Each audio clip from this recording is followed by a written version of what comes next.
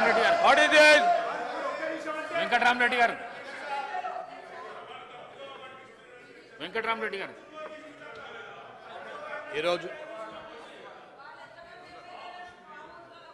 అధ్యక్ష అందరికీ నా యొక్క ధన్యవాదాలు తెలియజేస్తున్నాను. మీ ద్వారా తోటి సహచార సభ్యులందరికీ కూడా నేను హృదయపూర్వక ధన్యవాదాలు తెలియజేస్తున్నాను. ఈ సభలో ఇప్పటి వరకు కొత్త వాళ్ళు 50 పైబడి కొత్త సభ్యులం ఇక్కడికి వచ్చాం. నేను కూడా మొదటిసారి ఎన్నికైనాం. రాజకీయాలకు కొత్త కాదు, కానీ ఈ అసెంబ్లీకి శాసనసభకు మాత్రం కొత్తవాన్నే. కానీ సీనియర్ శాసనసభ్యులు మంత్రులుగా చేసినటువంటి వ్యక్తులు కానీ 4-5 సార్లు గెలిచినటువంటి వ్యక్తులు కానీ పార్లమెంట్లో కానీ లేదా ఎమ్మెల్సీలో ఉన్నటువంటి వ్యక్తులు కానీ మాకు మీరు సూచన ఇస్తూ గౌరవంగా ముందుకు ఎలా తీసుకెళ్ళాలి సభని, రేపు ప్రజలకు ఎలాంటి సమాచారం ఇవ్వాలని చెప్పి నేర్పిస్తారనే ఆలోచనతోని మేము 50 మందిని ఇక్కడికి కొత్తగా ఎన్నికై వచ్చిన వ్యక్తులకు ఈ విషయాలు చూస్తూ ఉంటే చాలా ఇబ్బందిగా ఉంది. సరే, సీనియర్ శాసనసభ్యులకు వారి ఆలోచన మేరకే వదిలేస్తూ 1 మినిట్ ఇప్పుడు వెంకటరామరెడ్డి గారు 1 మినిట్. ఇప్పటిదాకా శ్రీ జగదీశ్వర్ రెడ్డి గారు మాట్లాడిన వ్యాఖ్యలన్నింటినీ రికార్డుల నుంచి తొలగిస్తున్నాను, ప్లీజ్. కరెంటు విషయంలో కోట్ల రూపాయలు పెట్టారు, అంకెల గారడి ఉండొచ్చు, లేకుంటే నిజమైన సంఖ్య ఉండొచ్చు. ఇప్పటి వరకు ఎవరు అభివృద్ధి చేశారు, ఎవరు చేశారంటే భూమికి ఎవరు ముగ్గుపోయలేదండి. ఒకరు చేసుకుంటూ వస్తుంటే దాని తద్వారా వచ్చిన ప్రభుత్వాలు దానికి ఇంకా మంచి చేయాలనే ఆలోచనతోనే ప్రయత్నం చేస్తూ ఉంటారు. దాంట్లో కొన్ని తప్పులు జరగచ్చు, లేదంటే తప్పు కావాలని చేస్తే దాని మీద ఎంక్వైరీలు వేయచ్చు, అవన్నీ చూసుకోవచ్చు. దానికి కమిషన్లు కానీ జ్యుడిషియరీ కానీ ఉందనేది నా అభిప్రాయం. ఇకపోతే ఎన్ని వేల కోట్లు పెట్టినామన్న కన్నా సామాన్య రైతు, సామాన్య ప్రజలు ఆలోచించేది మాత్రం వారికి అందుబాటులోకి వచ్చినటువంటి విద్యుత్ కానీ వారికి కావాల్సినటువంటి సౌకర్యాల మీద ఆలోచిస్తారు. ఇవాళ రైతులకు కావాల్సినటువంటి కరెంటు కంబాలు కానీ, కాసారాలు కానీ, బొక్కలు కానీ, అక్కడ ఉన్నటువంటి ఈ మెల్టెడ్ వైర్ కావచ్చు, లేకపోతే క్రాస్డ్ పోల్ కావచ్చు, లేకపోతే బ్రేక్డ్ పోల్స్ కావచ్చు, ఐరన్ పోల్స్ కావచ్చు, లక్సులు కావచ్చు, అక్కడ ఉన్నటువంటి చేంజర్లు కావచ్చు, జంపర్లు కావచ్చు, లేదా అక్కడ ఉన్నటువంటి 16 kV కానీ 32 kV కానీ 60 kV కానీ 100 kV ట్రాన్స్ఫార్మర్స్ ఏవైతే అవసరం ఉన్నాయని రైతులు అడుగుతున్నారో, ఎలక్ట్రిసిటీ చుట్టూరా తిరుగుతున్నారో వాళ్ళందరికీ కూడా కావాల్సిన సౌకర్యాలు అందట్లేదు. జిల్లాలు ఏర్పాటు చేసింది కానీ అక్కడ ఎలక్ట్రిసిటీ డిపోలను ఏర్పాటు చేయలేదు. ఉమ్మడి జిల్లాల్లోనే ఎలక్ట్రిసిటీ డిపోలు ఉన్నాయి. అక్కడి నుంచి డిస్పోజ్ కావాల్సిన మెటీరియల్ కోసము ఏ జిల్లాలనైతే ఉందో అక్కడి వారు తీసుకుపోతున్నారు, కానీ ఆ జిల్లా నుంచి విడిపోయినటువంటి జిల్లాకు మాత్రం అది అసౌకర్యంగా ఉందనేది ఎనర్జీ మినిస్టర్ గారు, ముఖ్యమంత్రి గారు గుర్తించాలనేది కోరుకుంటున్నాను.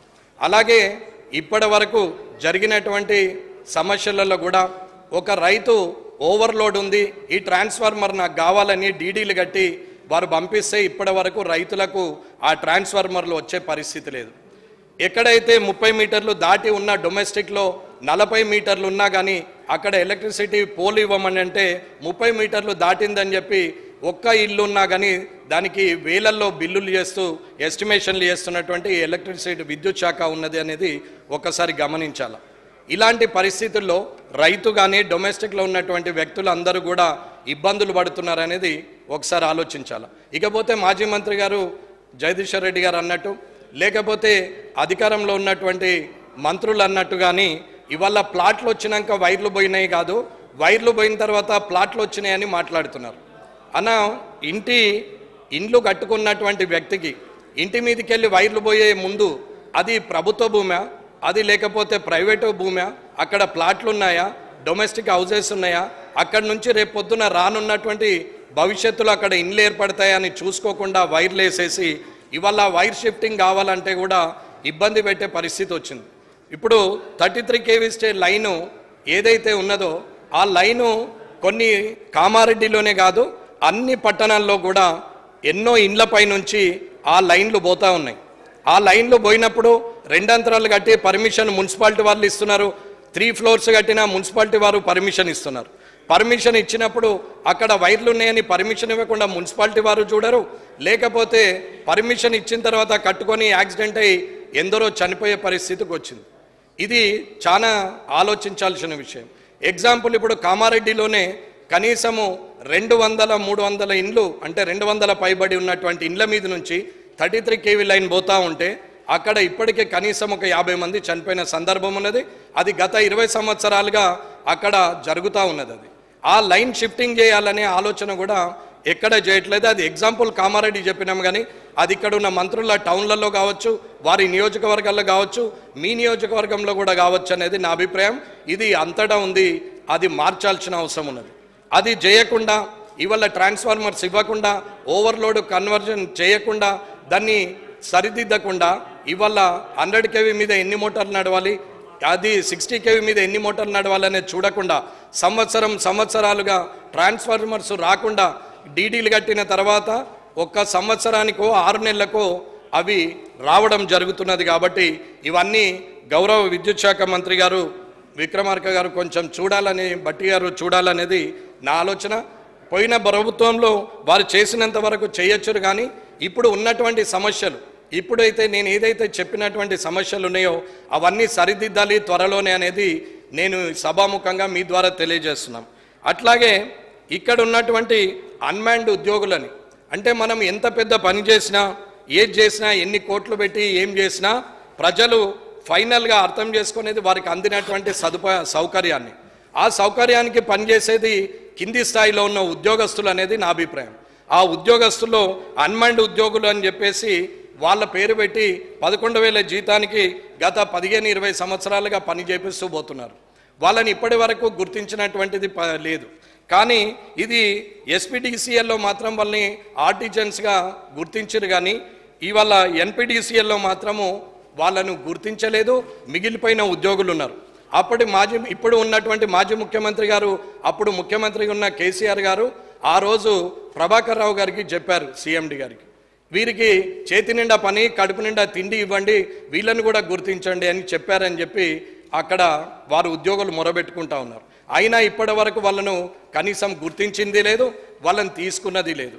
అన్మాన్డ్ ఉద్యోగులను కూడా ప్రభుత్వం వారు ఈసారైనా చూసి గత ప్రభుత్వం చేసిన తప్పుల నుంచి అది సరిదిద్ది వారి జీవితాలను వెలుగులు నింపాలి, వారి కుటుంబ సభ్యులు సంతోషంగా ఉండేటట్టు చూడాలనేది నా ఆలోచన. అలాగే ఈ అన్మాన్డ్ ఉద్యోగులు అందరూ పనిచేస్తూ కాళ్ళు చేతులు పోయిన వాళ్ళు ఉన్నారు, ప్రాణాలు బొడగొట్టుకున్న వాళ్ళు ఉన్నారు. వారందరూ కూడా ఇవాళ ఇలాంటి పరిస్థితిలో, వాళ్ళు దిక్కుతోచని పరిస్థితుల్లో వాళ్ళు రోడ్డు మీద ఉన్నారు. ప్రాణాలు పోయిన వారి కుటుంబాలు రోడ్డు మీదకి వచ్చినాయి. కాబట్టి అన్మాన్డ్ ఉద్యోగులను తీసుకోవాలా, వారిని సరిదిద్దాలా, ఆర్టిజన్స్గా గుర్తించాలా, వారిని ఎన్పీడీసీఎల్లో కూడా ఎస్పీడీసీఎల్లో ఎలా చేశారో అలా చేయాలనేది నా ఆలోచన అండి. అలాగే విద్యుత్ శాఖలో 20 సంవత్సరాలుగా మీటర్ రీడింగ్ చేస్తున్నటువంటి సభ్యులు ఉన్నారు. వీరందరినీ కూడా కరెంటు బిల్లులు ఇస్తూ ఇంటికి వెళ్ళి మీటర్ రీడింగ్ చూసి కరెంటు బిల్లులు ఇస్తున్నటువంటి వారికి కూడా ఇప్పటి వరకు అగమ్య గోచరంగానే ఉన్నది. వాళ్ళను ఎక్కడ కూడా తీసుకోవట్లేదు. వాళ్ళని ఇప్పటికీ కాంట్రాక్ట్ బేస్ని అట్లనే చేస్తూ విద్యుత్ మీటర్ రీడింగ్ కార్మికుల సమస్యలను కూడా మంత్రి గారు చూడాలనేది ఆలోచించి చేయాలా. వీళ్ళు 2300 మంది ఇప్పటికి పనిచేస్తున్నారు. అలాగే అన్మాన్డ్ ఉద్యోగస్తులు ఎవరైతే ఉన్నారో వారు 1400 మంది ఉన్నారు. 1600 మంది ఉన్న దగ్గర 200 మంది చనిపోయారు, కాళ్ళు చేతులు పోయాయి. ఇంకా 1400 మంది ఉన్నారు. వారిని కూడా గుర్తించాలనేది నేను కోరుకుంటున్నాను. అట్లాగే ఏది ఏమైనా ఇవాళటి వరకు ఎక్కడైతే వ్యవసాయ కనెక్షన్లు రైతులకు ఏదైతే కొత్త లైన్ వేయడానికి కేవలం 75,000 మాత్రమే ఇస్తున్నారు. పెరిగిన ధరలకు సరిపోవట్లేదు. కొత్త లైన్లు వేసుకునే రైతులకు ప్రభుత్వం మొత్తం ఖర్చు భరించాల్సిన అవసరం ఉందని చెప్తున్నాం. ఏవైతే ప్రజలకు అడగని హామీలను కూడా ఇస్తూ ప్రజలకు చెప్పడం కన్నా మీరు కనీసము వీరిని ఆదుకునే పరిస్థితిలో ఉండాలా, రైతులకు వారు ఉచితంగానే ఖర్చు లేకుండా ఆ లైన్లు వేయగలిగే పరిస్థితికి తీసుకురావాలని చెప్పి ప్రభుత్వాన్ని కోరుతున్నాం. అలాగే ఏదున్నా ఏం చేసినా కేంద్ర ప్రభుత్వం ఉదయ్ స్కీమ్ కింద ఏదైతే స్మార్ట్ మీటర్లు అని చెప్పిందో ఆ స్మార్ట్ మీటర్లను ఈ ప్రభుత్వం ఏమో వాళ్ళిద్దరు ఒకటైపోయారు, మోటార్లకు కూడా మీటర్లు పెట్టాలని చెప్పారని వాళ్ళు మొత్తుకున్నారు. ఇప్పుడు ఉన్న వాళ్ళు వీళ్ళు మొత్తుకుంటున్నారు. ఏది అయినా కానీ రీఛార్జ్ అనేది ప్రతి ఫోన్లో ప్రతి దగ్గర ఇంటి దగ్గర ఉంటే వస్తున్నది. ముందు పేమెంట్ చేసిన తర్వాతనే డబ్బులు కట్టిన తర్వాతనే వస్తువు మన ఇంటికి వచ్చే పరిస్థితి వచ్చింది. ఇవాళ స్మార్ట్ మీటర్లు పెట్టడం వల్ల రీఛార్జ్ చేసుకొని ప్రజలకు అవసరం ఉన్న కాడికి వాడుకుంటారు, అవసరం లేనప్పుడు వాడుకోరు అనేది ఆలోచన. ఒకవేళ రాష్ట్ర ప్రభుత్వము ఫ్రీగా ఇవ్వద్దు, వాళ్ళకి ఫ్రీగానే ఇవ్వాలి రైతులకు అని అనుకున్నప్పుడు స్మార్ట్ మీటర్లు పెట్టినా కానీ ఫ్రీగా ఇవ్వాలనుకునే ప్రభుత్వం ఉంటే ఇవ్వచ్చు, దాంట్లో తప్పు లేదు. కానీ స్మార్ట్ మీటర్లు పెట్టమన్న కేంద్ర ప్రభుత్వాన్ని రాష్ట్ర ప్రభుత్వాలు బదనాం చేస్తూ రైతులకు మీటర్లు పెట్టమన్నారు, బోర్లకు మీటర్లు పెట్టమన్నారు అని గత ప్రభుత్వము ప్రస్తుత ప్రభుత్వము చెప్తా పోతున్నారు. అది నిజం కాదు. స్మార్ట్ మీటర్లు పెట్టమన్నది ఉదయ్ స్కీమ్ కింద నిజమే. ప్రభుత్వం కానీ కేంద్ర ప్రభుత్వం కానీ ఒకవేళ ఉచితంగానే రైతులకు ఇవ్వాలని ఏ ప్రభుత్వాలు అయితే మాటిచ్చి మేనిఫెస్టోలో పెట్టుకొని ఉచిత కరెంట్ ఇస్తాం రైతులకని అన్నప్పుడు ఆ స్మార్ట్ మీటర్లు ఉన్నా కానీ ఆ స్మార్ట్ మీటర్ల మీద బిల్లు ఎంత అయితే అవుతుందో దాని బిల్లులు ఈ స్మార్ట్ రీఛార్జులు చేసుకుంటూ ప్రభుత్వం వెళ్లాల్సిన అవసరం ఉంది. ఉచితంగా ఇవ్వద్దని ఎవరు అనలేరు. మీరు ఒకవేళ ఉచితంగా ఇవ్వాలని రాష్ట్ర ప్రభుత్వాలు అనుకున్నప్పుడు ఆ బిల్లులు ఖచ్చితంగా కట్టచ్చు. కానీ స్మార్ట్ మీటర్లే వద్దు, మొత్తానికి అక్కడ ఉండాలంటే అకౌంటబిలిటీ లేకుండా డిస్కమ్లు మొత్తము ఇవాళ అప్పులలో గురికిపోయే పరిస్థితికి తీసుకొస్తే అది బాగుండదు అనేది ఆలోచన. ఇకపోతే ఎలక్ట్రిసిటీ విషయంలో ఎవరైతే ఆరోపణలు చేస్తున్నారో అవినీతి చేశారని ఇప్పటి ప్రభుత్వం అంటుంది. అవినీతి చేయలేదు, మేము నిజాయితీగా పనిచేసినామని గత ప్రభుత్వం అంటున్నప్పుడు హౌస్ కమిటీ వేయమని డిమాండ్ చేస్తున్నారు. మంత్రులు కూడా రాజీనామాలకు సిద్ధపడుతున్నారు.